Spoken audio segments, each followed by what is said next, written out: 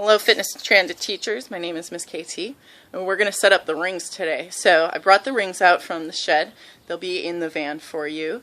I want to recommend that you do this with 2 people and don't try it on your own unless you really feel so comfortable doing it and you've practiced a few times. There's extra equipment in the van in case you're teaching solo. You can leave the rings in the van and just take the other equipment. Okay, so here we go, putting together the ring set. Here's my lovely assistant Zoe. You can see on the ground here that there are 2 long pieces on either side. There's 1 and there's 2. I think I got it in there. You can see along the sides of these side pieces that there are numbers. And essentially what we're going to do is make the letter H. Alright, so we're going to set the rings up now. You can see I have the 2 side bars, which are either side of the H, set up at such a distance. So we're going to pick up the crossbar and move it to the middle, and I'm going to have Zoe set her side up first. So she's going to line it up with the numbers on her side, making sure that that little paddle is pressed in. And I'm going to wait for her patiently. She's going righty-tighty.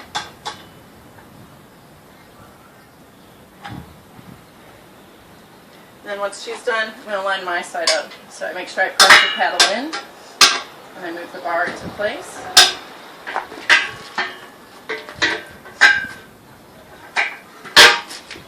Make sure it's on 0. And then I tighten my side up. Righty-tighty.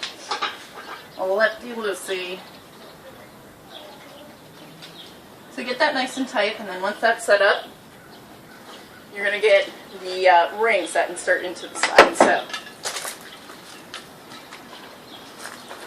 this guy works very similar to the high bar that you bring, the blue high bar that you have every once in a while.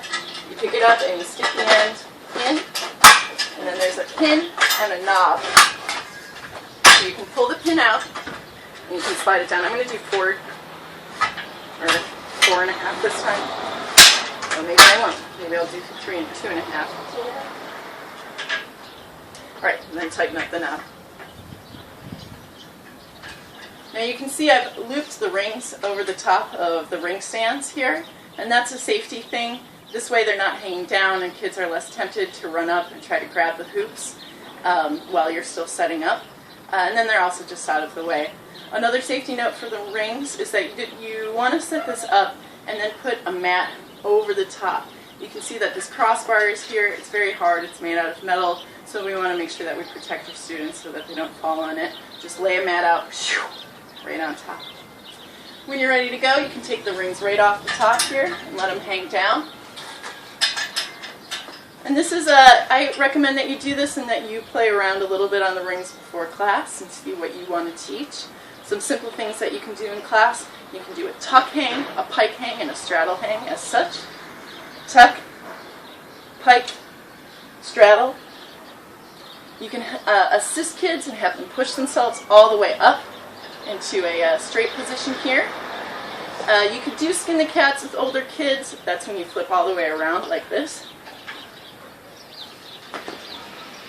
But that can also cause injury to the shoulder, so be a heavy spotter if you choose to do that activity.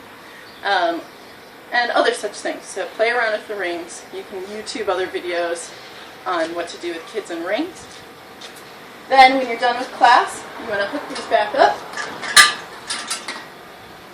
Uno, dos.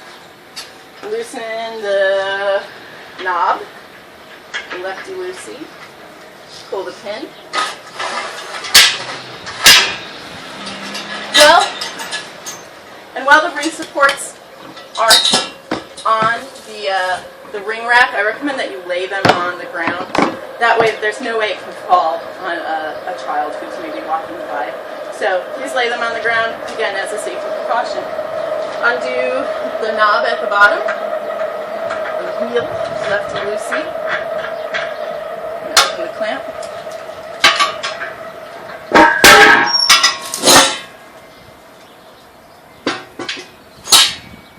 And that's how you set up and break down the rings. So I hope that you have fun with these. Please have a partner to help you put the rings together. They are heavy and slightly treacherous. And we'll see you next time. Thanks, Zoe. Yeah.